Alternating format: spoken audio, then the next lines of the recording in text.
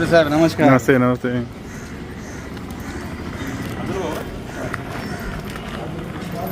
काय उमेदवार कसा आहे, मतदारांचा प्रतिसाद कसा आहे? एकदम व्यवस्थित आहे.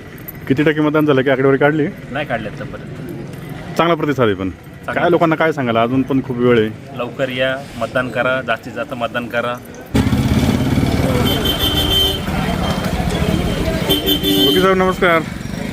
कसा आहे मतदारांचा प्रतिसाद आणि एकूण किती टक्के मतदान झालं की आकडेवारी काढली पहिल्या 2 तासात? मतदानाच्या अजून आकडेवारी आलेली नाही आहे तशी, पण चांगला प्रतिसाद आहे. यावर्षी लोक उत्स्फूर्तपणे मतदानाला येत आहेत. उत्स्फूर्तपणे येत आहेत लोक. हो, सकाळी 7 पासूनच मतदानाला चांगला उत्स्फूर्त प्रतिसाद आहे. आणि बाहेरचे जे आहेत मतदार, जे पुण्यात आहे, अहिल्यानगर, आपल्या माझे बाहेर नाही येत नाशिकला आहेत आहे, ते स्वतःहून आज मतदानाला सकाळी येऊन जे ते आपापल्या कामाला गेले. ओके, म्हणजे बाहेरचं मतदान लवकर झालेलं आहे. पावशेठ नमस्कार. नमस्ते. जुन्नर शहरामध्ये फिरताय, कसं वातावरण आहे एकूणच? एकदम छान वातावरण आहे, उत्स्फूर्त प्रतिसाद आहे. जुन्नर शहराचं वातावरण अति सुंदर आणि एकदम चांगलं उत्स्फूर्त प्रतिसाद आम्हाला मिळत आहे.